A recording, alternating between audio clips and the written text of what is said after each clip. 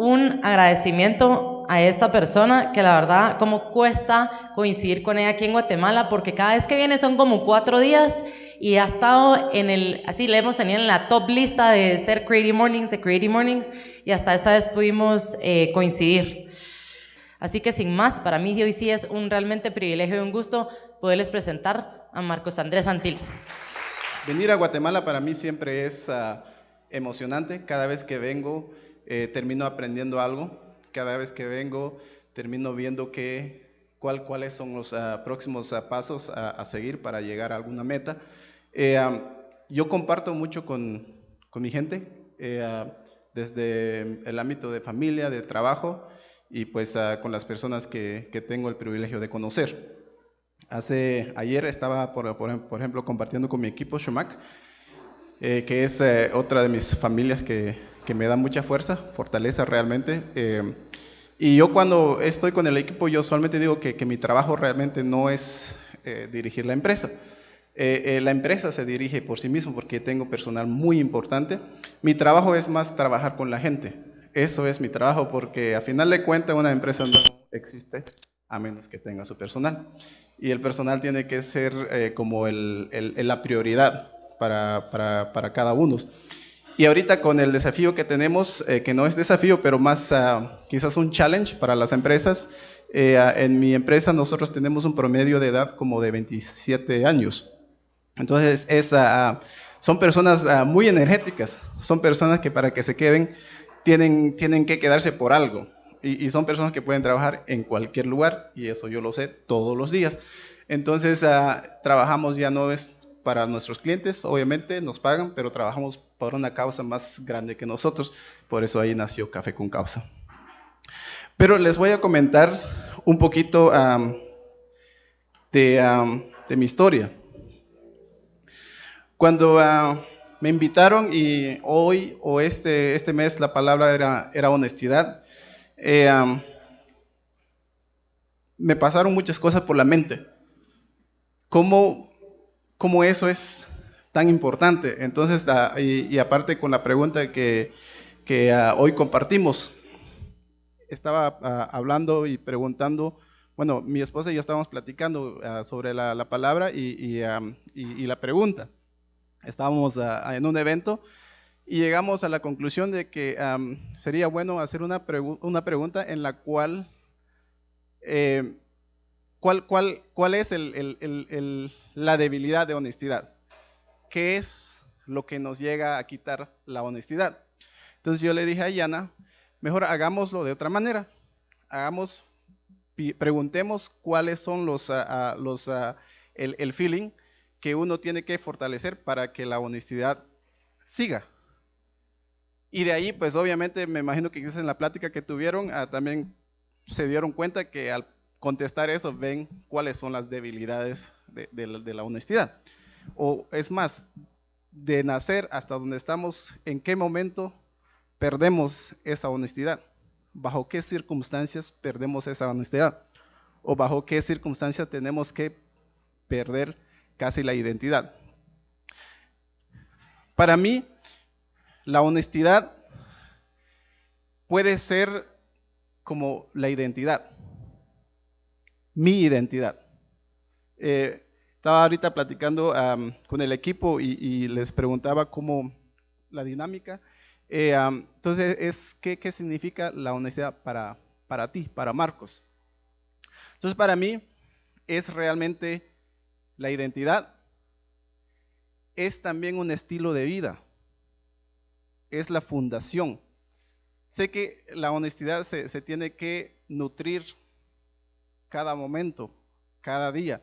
No es algo que de repente ahorita voy a dejar de ser honesto y mañana voy a ser honesto otra vez, porque no trabaja así.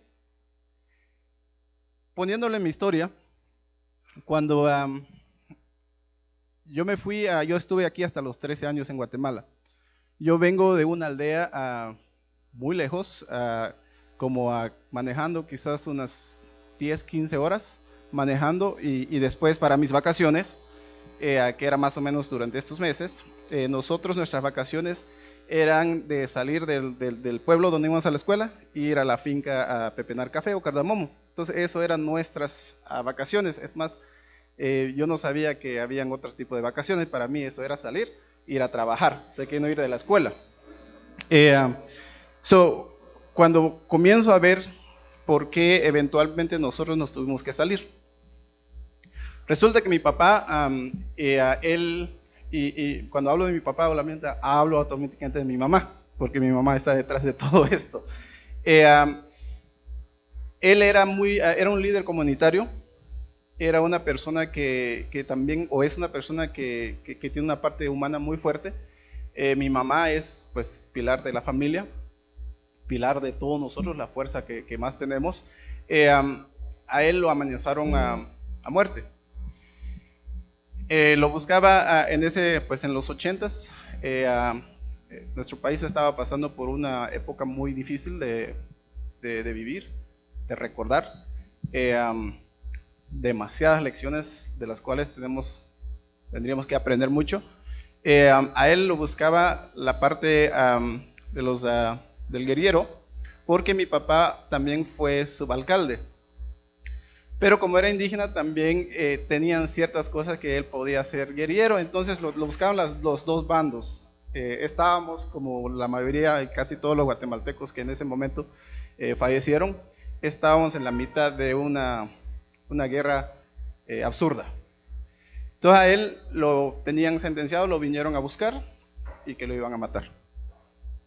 Quemaron la escuela, quemaron los juzgados, quemaron básicamente todo. Mi papá se organizó y antes de quemar todas las escuelas, otra persona le dijo que iban a llegar este hecho. Entonces él lo que hizo fue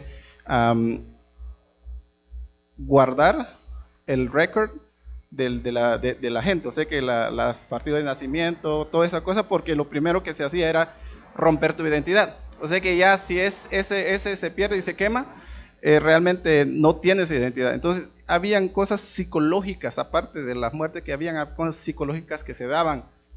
Yo me fui a Estados Unidos solo, porque mis padres se fueron primero. Yo me fui solo a los 13 años con un coyote.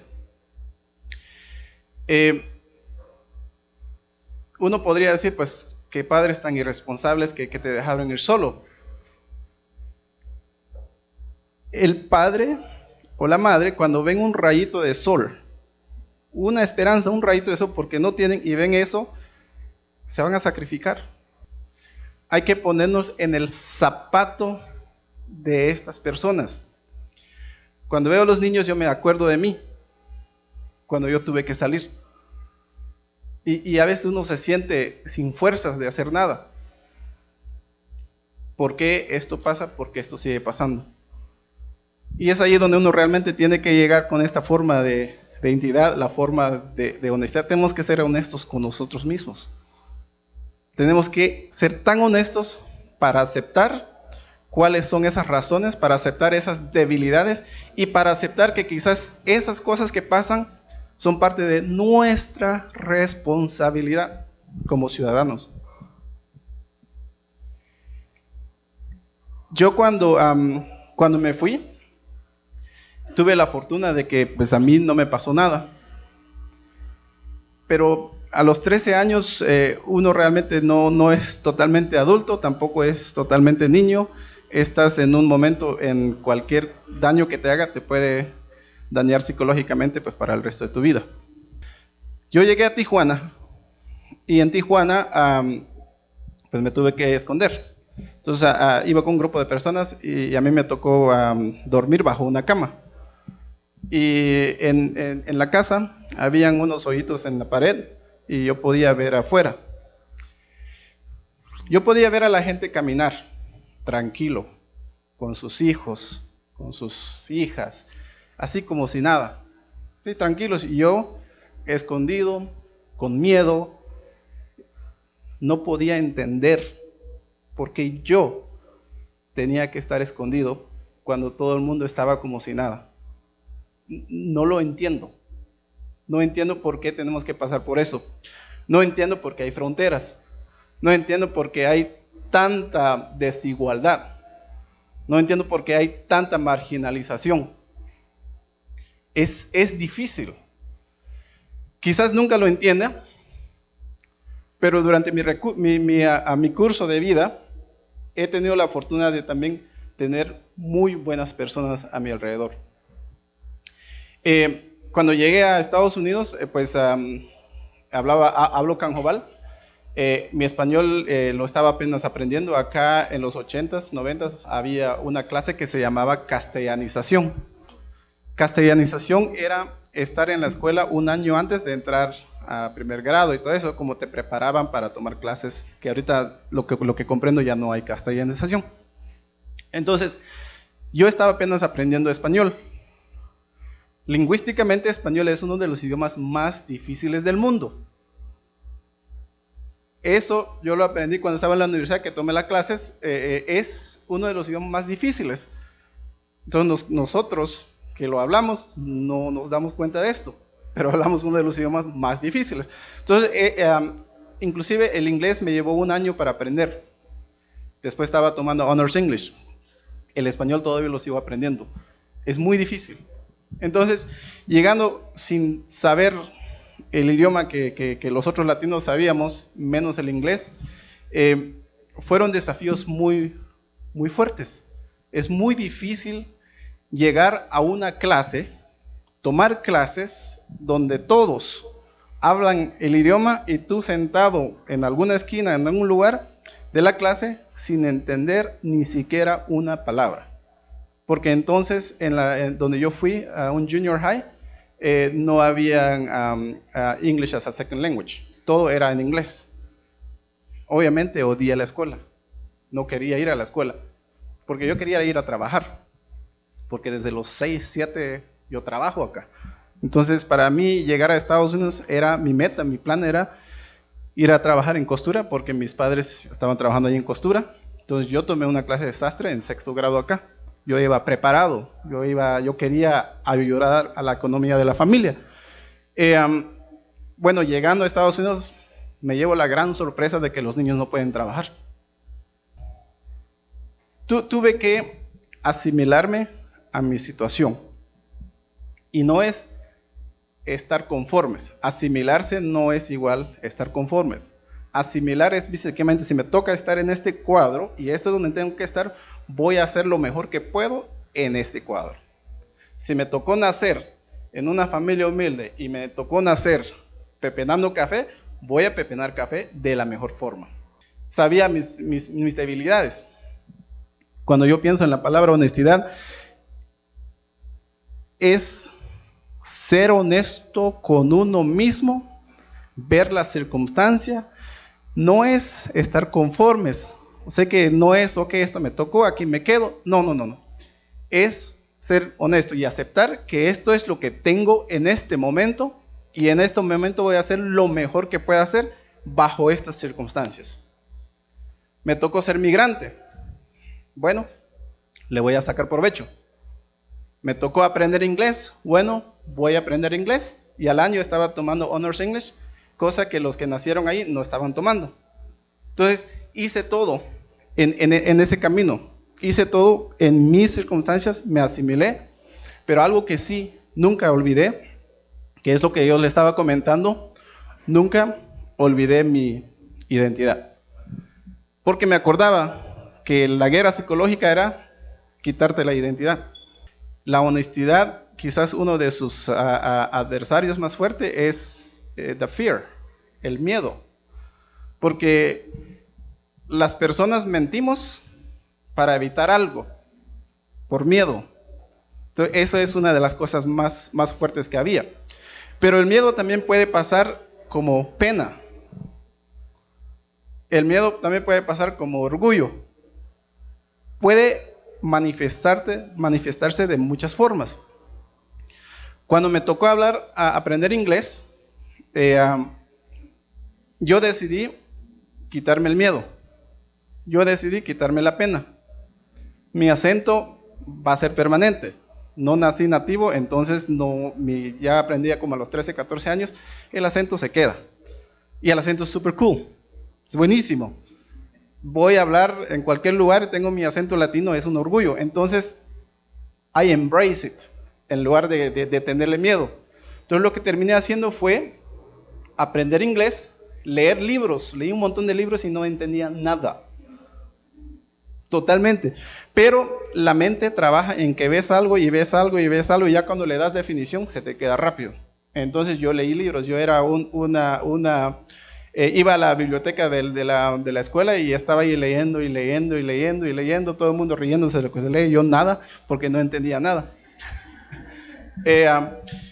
Pero eso, después comencé a hablar. Y entonces obviamente había bullying, nada más que se tenía otro nombre. En la escuela pues era el rookie, era el nuevo, no hablaba el idioma, pues todos te caían. Entonces yo cuando comencé a hablar inglés, pues el mundo, todos se reían de mí. Pero a eso no me importó.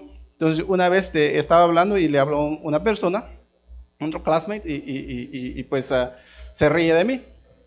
Entonces yo le pregunto, ¿Did you understand what I mean? Y me dice, sí, ok, eso es lo único que me importa. That's it. Si me entiendes, es eso, te rías o lo que haces, it's your problem, it's not mine.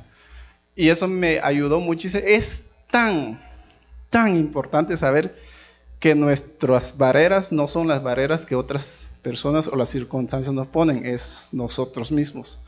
You look in the mirror and that's your biggest challenge, that's your biggest obstacle. Tienen esa fortaleza, por eso que yo decía que honestidad también es un estilo de vida. Es un proceso.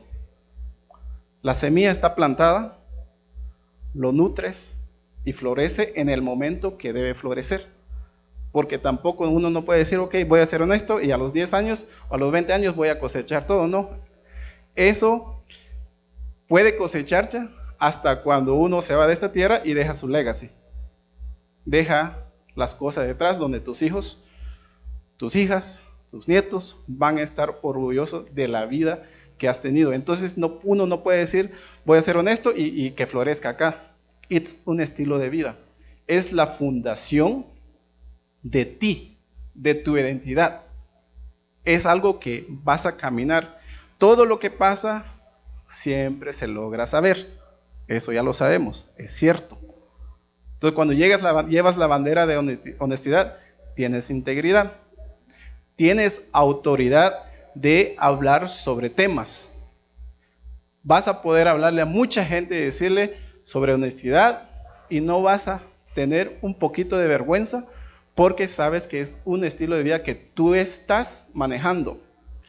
No vas a ser una persona que va a hablar de eso y on the back está haciendo otra cosa, porque todo se llega a saber. Quizás no este año, quizás en 10 años, se llega a saber. Entonces eso es un estilo de vida que se nutre. La identidad es tan importante que es donde llega esa parte de la honestidad. Ser honesto en mi vida a mí me ha ayudado mucho, porque nuevamente ser honesto y aceptar y ver mis circunstancias no es ser conformista, simplemente que eso fue lo que me tocó vivir. Por último, les comento de que agarré buenos grados en high school, jugué hasta fútbol americano, ¿se imaginan? ¿Por qué jugué fútbol americano? En mi mente era, bueno, si me voy a integrar en esta sociedad, en este environment, voy a aprender todo lo que se hace en Estados Unidos. Entonces, yo no jugué fútbol porque, pues, mira, de deportista no soy bueno. Entonces, no iba a ser el star. Entonces, bueno, voy a meterme a fútbol americano. Y sí, jugué, era pequeñito, era rápido, eso me ayudó mucho. Saqué buenos grados. Cuando pasó, estábamos debatiendo la ley 187 en Estados Unidos en los 90s, cuando entró el gobernador Pete Wilson, con el mismo mensaje que el presidente actual en Estados Unidos tenemos que ganó, por lo que ganó. Eso se hizo se testió, se probó en los 90s. Pete Wilson entró con el mismo mensaje diciendo de que si ellos ganaban o si él ganaba, le iba a quitar todas las ayudas a los migrantes si no tenían residente o no eran ciudadanos. Eso ayuda, significa a becas estatales, préstamos federales, todo lo que el gobierno asiste para que uno pueda ir a la universidad, sin importar su estatus, se iba a quitar. En mi escuela, yo fui a la escuela más grande de Estados Unidos, se llama Belmont High School, está en Downtown LA, 5,000 estudiantes. Ahí en la escuela estaba trabajando 360 días por año. Había un grupo que se llama A, grupo B, grupo C, D, E, llegaba. Entonces cuando los de E salían, los de A entraban a la escuela, entonces la escuela estaba funcionando siempre. Ahí sale las temibles pandillas de la MS, la 18, porque todo eso era esa vecindad. Habían casi 50 pandillas identificadas en este lugar. O sea que era uno de los peores lugares donde uno puede estar. Sin embargo, el 99% éramos latinos, la mayoría mexicanos. Pasa esta ley y la mayoría en estatus no normales, o sea que ilegales, la mayoría que estábamos allí. Entonces lo primero iba a ser que nos iban a quitar eso, entonces yo organicé a los estudiantes, fui parte de un grupo que se llama Movimiento Estudiantil Latino y saqué y me fui a la marcha. Hicimos una marcha tan fuerte y nosotros hicimos una valla que no era terrestre, o sea que no podías verlo. La idea es que sabíamos que iba a haber helicópteros, entonces hicimos uno grande para nada más cargarlo y verlo que se vea en el helicóptero, y nuestro signo es el único que se veía en el helicóptero porque era tan grande. Hicimos tanto, salimos, perdimos. Pete Wilson ganó, me quitaron la beca, me quitaron los préstamos. Ser un ciudadano que estás siguiendo las normas, que juegas fútbol americano y no sabes, que aprendes inglés, que tienes grados tan buenos y que de repente una ley te quite todo. En ese momento otra vez me destruí. Otra vez no supe qué hacer. Lloré porque no entendía. Me acordaba cuando pasaba por Tijuana.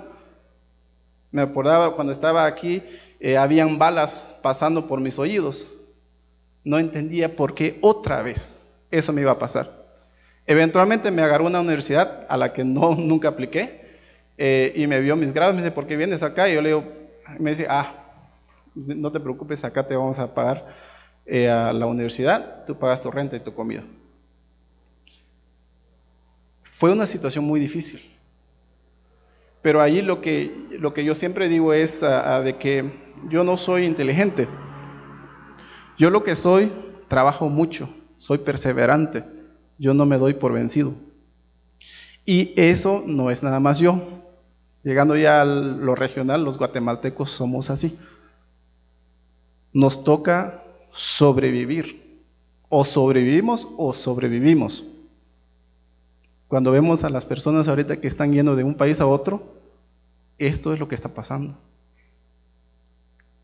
Esto es lo que está pasando. Cuando viene una persona del interior y está acá, ellos tienen una historia. Tienen una razón por la cual están saliendo. Nadie en su mentalidad deja a su familia y a sus hijos. Nadie. Son circunstancias.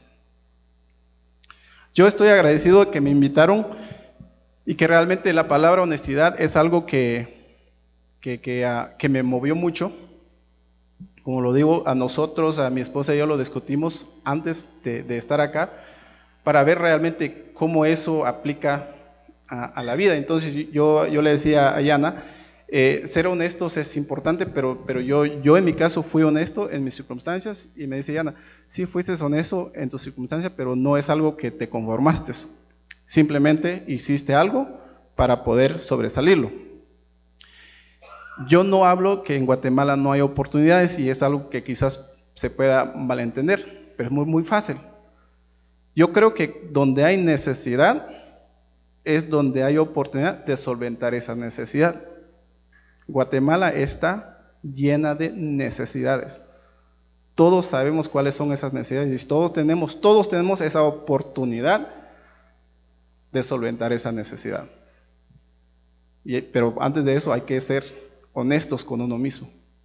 Hay que ver alrededor, hay que ver a las personas que estamos, con las que platicamos, con las que trabajamos, o las que trabajan para nosotros. qué es lo que podemos hacer para esas personas. No es cómo yo voy a enriquecerme, eso se deja, eso goes away. So, Creative Mornings, thank you so much for having me with you, for inviting me, and for challenging me. Honestly, it's a hard word to live up to, but I think it's a style of life. En ningún momento deberíamos de bajar esa bandera. Eso debería ser nuestra presentación, esa es nuestra identidad. Así que pues muchísimas gracias. Love it. Thank you.